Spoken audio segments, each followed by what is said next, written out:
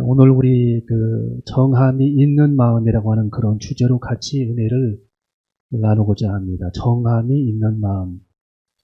우리 저지난주에는 하나님이 시련을 주시는 목적에 대해서 말씀을 배웠죠. 인내를 주셔서 흔들리지 않는 그런 사람을 만들어 주시기 위해서 하나님의 시련을 주신다라는 그런 내용. 또 하나님의 시련을 주시는 목적은 어떤 고난에도 요동치 않는 그런 사람으로 성장시키시기 위해서 하나님이 시련을 주신다. 그리고 하나님은 시련을 주실 때에도 모든 일에 합력하여 선을 이루시게 하신다라고 하는 그런 주제로 우리가 저지난주에 수요일날 말씀을 배웠고, 우리 지난주일에는 또 어떤 말씀을 배웠냐면 하나님은 지혜로 응답하실 때가 많다라는 그런 내용을 가지고 은혜를 나눴습니다. 하나님은 지혜로 응답하실 때가 많다. 그래서 모든 일을 우리가 걱정하기 전에 하나님께 방법을 구하고 지혜를 구하게 되면 하나님이 길을 안내하시고 생각나게 하시고 또 하나님은 좋은 사람들을 만나게 하시고 우리들이 가는 그 길들을 하나님께서 인도해 주신다라고 하는 그런 내용을 가지고 지혜로 하나님은 응답해 주신다라고 하는 그런 내용을 가지고 같이 은혜를 나누었습니다.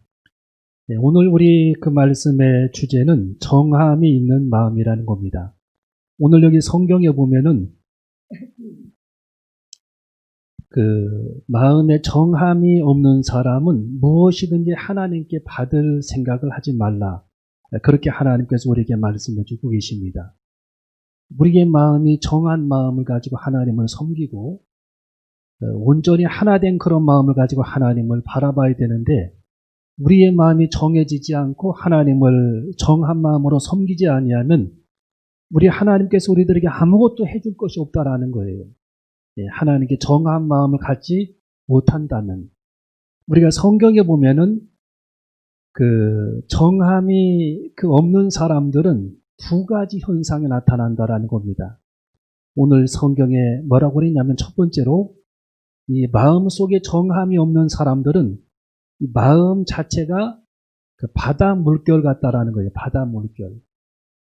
우리가 대양에 큰 배들이, 유조선들이 항해를 할 때에 수십만 톤이 넘는 그런 유조선들이 항해할 때에 어마어마하게 큰 그런 배들도 태풍이 불 때 바다 한가운데로 지나갈 때 보면은 낙엽처럼 배가 흔들리지요. 낙엽처럼. 막 배가 흔들리면서 아주 불안한 그런 모습으로 항해하는 모습을 우리가 보게 되잖아요. 바닷물이 이 노을이 일어나고 바다에 엄청난 그런 파도들이 칠 때에는 아무리 큰 배라 할지라도 깨질 위험성이 있고 표류할 그럴 위험성이 있다는 겁니다. 목적지에 갈 수 없는 그런 위험에 항상 노출되게 된다는 거예요. 그래서 오늘 여기 성경에는 마음이 사람이 믿음으로 정해지지 아니하면, 한 마음으로 하나님을 향한 그런 마음이 정해지지 아니하면 바다 물결 같은 그런 마음으로 인생을 살게 되기 때문에, 오늘 여기 성경에 보니까 그런 사람은 무엇이든지 두 마음을 품었기 때문에 하나님께 무엇이든지 받기를 기대하지 말라. 성경은 그렇게 말씀이 기록되어 있다라는 겁니다. 흔들리기 때문에, 마음이 끊임없이 마음이 흔들리기 때문에 우리 하나님께서 주실 선물, 하나님이 주시는 응답, 하나님이 주신 축복된 그런 기적을 받을 수 없다라는 거예요. 마음이 바다 물결처럼 흔들리게 되면, 큰 마음이 요동치게 되면 하나님이 준비해두었던 수많은 하나님의 계획과 하나님의 그런 축복들을 우리들은 받아서 누릴 수 있는 그런 기회를 상실할 수밖에 없다라고 성경을 기록해 놓고 있다라는 겁니다. 우리가 부동산에 가서 집을 산다든지 뭘 살 때, 계약을 할 때 보면은 이 부동산 사장님들이 하는 얘기가 꼭 계약금을 많이 받아내려고 합니다. 계약금을 많이 받으려고 그러죠. 그래서 규정보다 사람들은 적게 주려고 하고 부동산 사장님들은 계약금을 많이 받으려고 합니다. 많이 받으려고. 왜냐하면 하룻밤 자면 사람들이 마음이 바뀔 수 있기 때문이죠. 늘 마음이 바뀌기 때문에. 그러면 이제 파기가 되잖아요. 그러면 자기도 손해를 보고 돈을 벌 수 있는 그런 기회를 상실하기 때문에 할 수만 있다면 계약금을 많이 받으려고 합니다. 여러분, 오늘 여기 성경 본문 7절에 보니까 이런 사람은 무엇이든지 죽게 얻기를 생각하지 말라. 두 마음이죠. 두 마음을 품은 사람은 바다 물결 같은 그런 마음인데, 이런 사람들은 하나님께서 예비해 놓으신 그런 은혜들, 하나님께서 준비해 놓으신 그런 축복들, 하나님께서 계획하신 그런 은혜들을 만날 수 없다라는 거예요. 하나님이 그들에게 주시기를 꺼려 하신다라는 겁니다. 왜? 바다 물결같이 큰 마음이 아침 저녁으로 마음이 바뀌기 때문이라는 거예요. 아침 저녁으로 마음이 움직인다라는 거예요. 그래서 우리는 하나님을 섬길 때에 아주 잔잔한 그런 바닷물처럼 평화로운 그런 마음을 가지고 바위돌처럼 반석처럼 굳은 그런 마음을 가지고 주님을 섬기는 저와 여러분이 되시기를 주님의 이름으로 축원합니다. 두 번째로 오늘 여기 성경에 보니까 정함이 없는 마음을 어떻게 비유를 했느냐. 성경은 의심하는 마음이라고 성경은 기록하고 있습니다. 의심하는 마음. 자, 우리 성경을 한번 읽어봅니다. 6절 말씀으로 우리 읽어봅니다. 시작. 오직 믿음으로 구하고 조금도 의심하지 말라. 의심하는 자는 마치 바람에 밀려 요동하는 바다 물결 같으니. 자, 조금 전에 제가 바다 물결을 설명을 했죠. 자, 이게 야고보서를 기록한 야고보는 이 마음이 요동치는 그런 사람을 의심하는 사람이라고 성경은 기록하고 있어요. 의심하는 사람. 하나님의 말씀으로 의심하고, 하나님의 존재를 의심하고, 하나님의 역사를 의심하고, 성경에 기록된 내용으로 의심하고, 창세기를 의심하고, 요한계시록을 의심하고, 우리 예수님의 십자가를 의심하고, 우리 예수님의 부활을 끊임없이 의심한다라는 거예요. 성경에 기록된 모든 그런 내용들을 의심한다라는 거죠. 여러분, 예수님께서 이 세상에 오신 그 이유 중에 한 가지가 사람들이 끊임없이 의심하기 때문에 우리 예수님이 직접 이 세상에 오셨다라는 겁니다. 2000년 전에. 유대 땅 베들레헴에 오셔서 이제 성장하시고, 나사렛에서 성장하시고 3년 반 동안 유대인들에게 끊임없이 하나님의 복음을 전하시며, 입을 열어 하나님의 복음을 전하시며, 제자들에게 손을 붙잡고 자기 손을 보여주시고 몸을 보여주시고 직접 하나님의 능력을 보여주시며, 우리 하나님이 행하시는 그런 모든 기적을 우리 예수님을 통해서 보여주신 그런 목적도 이 사람들이 끊임없이 의심하기 때문에 직접 하나님께서 사람들이 의심하는 것을 방지하기 위해서 이 땅에 우리 주님께서 내려오셨다라는 겁니다. 주님이 오신 목적이 거기 있다라는 거예요. 우리 주님께서 오시지 않아도 성경만 기록해도 되는데 직접 오신 이유는 사람들이 끊임없이 의심하기 때문에 직접 이 세상에 사람의 몸으로 오셔서 우리들에게 기적을 행하시고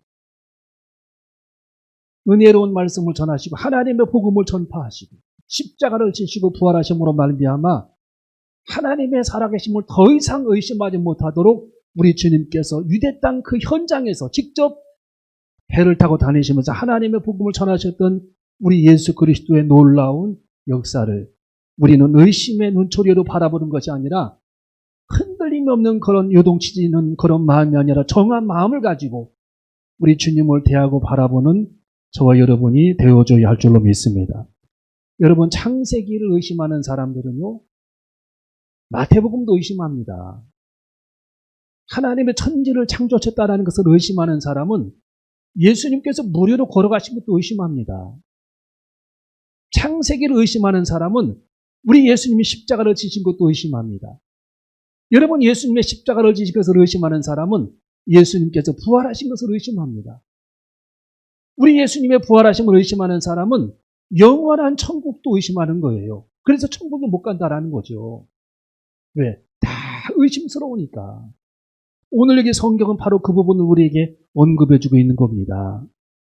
오직 하나님 앞에 믿음으로 구하고 조금도 하나님 앞에 의심하지 말라. 의심하는 자는 마치 바람에 밀려 이동하는 바다 물결 같으니 이런 사람은 무엇이든지 주님께 얻기를 생각하지 말라고 성경은 우리에게 가르쳐주고 있는 것입니다.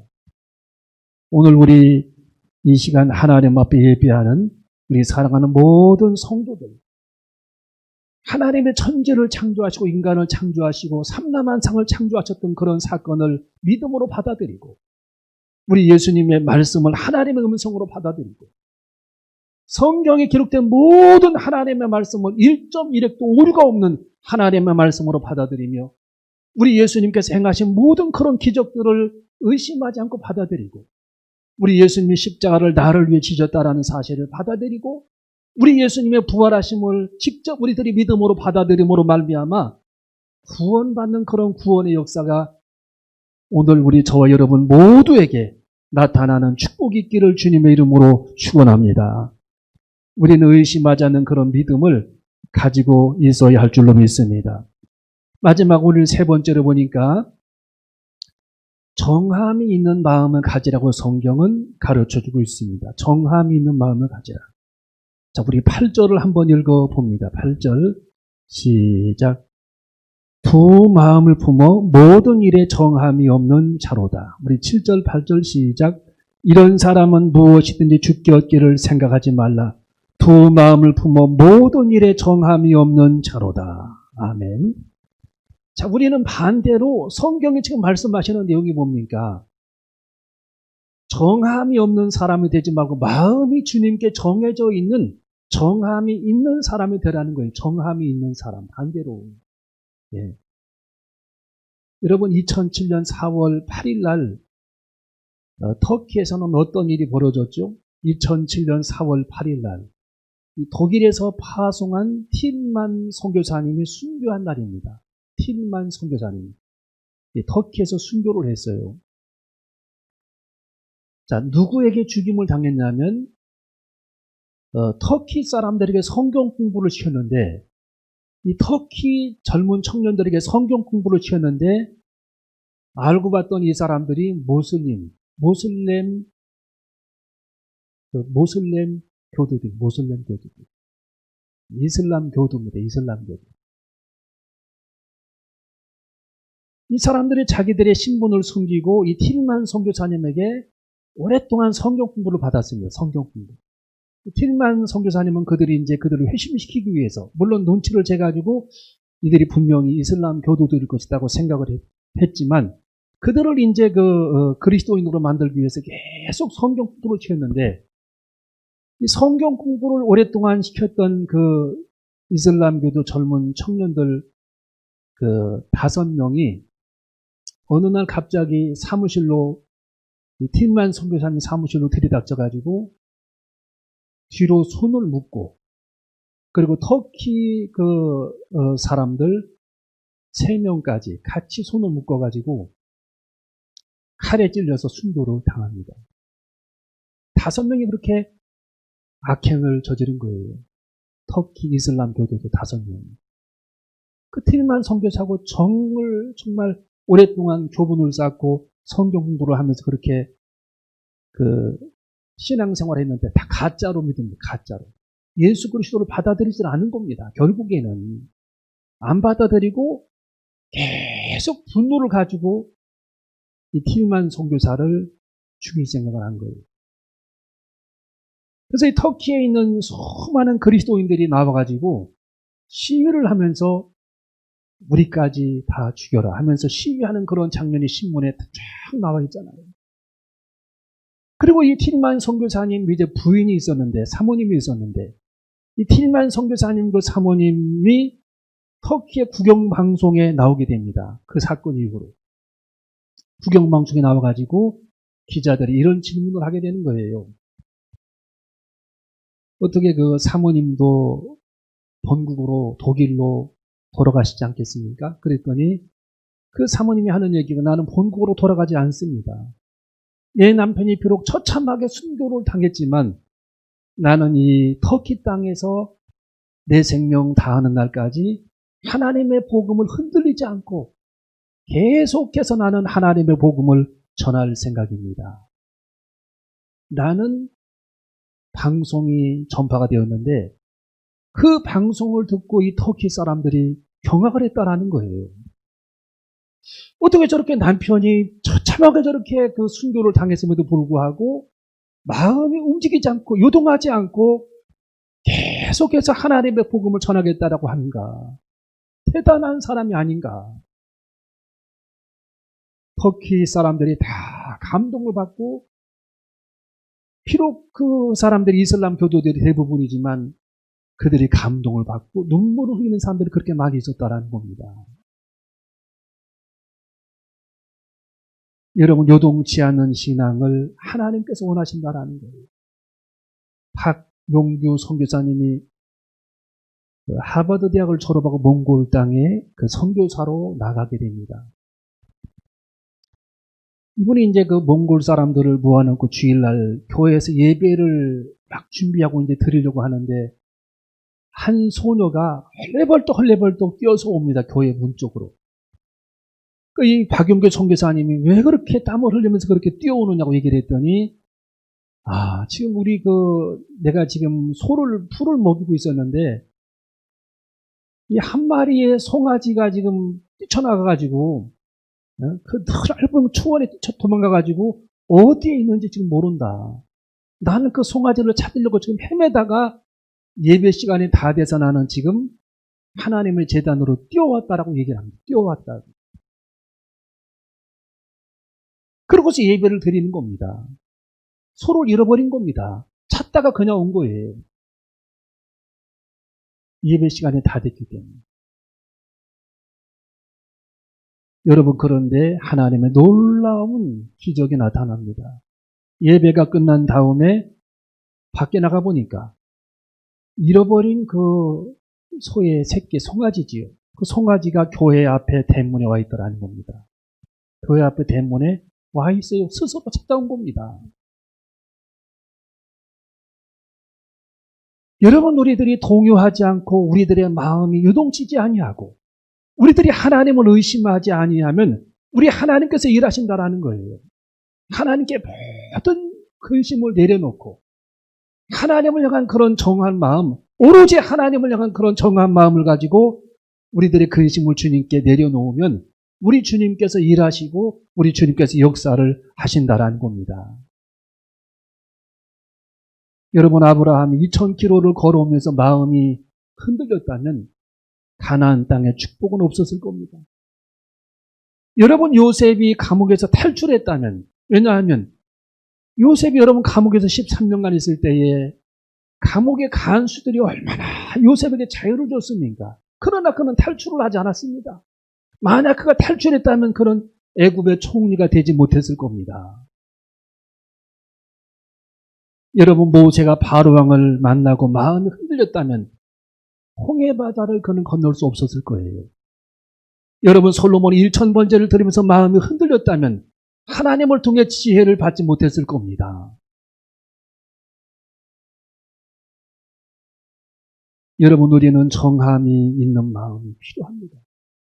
하나님을 향한 온전히 정한 마음, 굳은 반석같이 굳은 그런 마음을 가지고 주님을 신뢰하고 하나님 앞에 우리 인생의 모든 그런 문제를 내려놓고 짐을 내려놓을 때에 우리 주님께서 역사하시고 하나님의 놀라운 그런 기적과 함께 우리들에게 은혜를 베풀어 주실 줄로 믿습니다. 여러분, 마르튼 부보가 쓴 인간의 길이라고 하는 책에 보면은 신앙서적입니다. 이 책에 보면은 이런 대목이 나와요. 차를 타고 가면 차 안에다가 짐을 내려놔야 된다라는 거예요. 그렇죠? 우리가 차를 탔으면 차 안에다가 짐을 다 내려놔야 되는데 짐을 이고 있어요.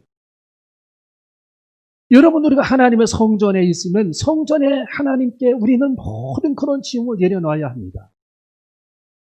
우리들이 예수 그리스도의 품에 있으면, 예수 그리스도의 품에 안겨 있으면 주님 품에 우리의 삶의 모든 그런 짐들을 주님께 맡기고 내려놓는 것이 가장 정상적인 그런 신앙생활이고 올바른 그런 신앙생활이요, 우리 하나님께서 우리들에게 원하시는 신앙생활임을 우리에게 알게 해주셨습니다.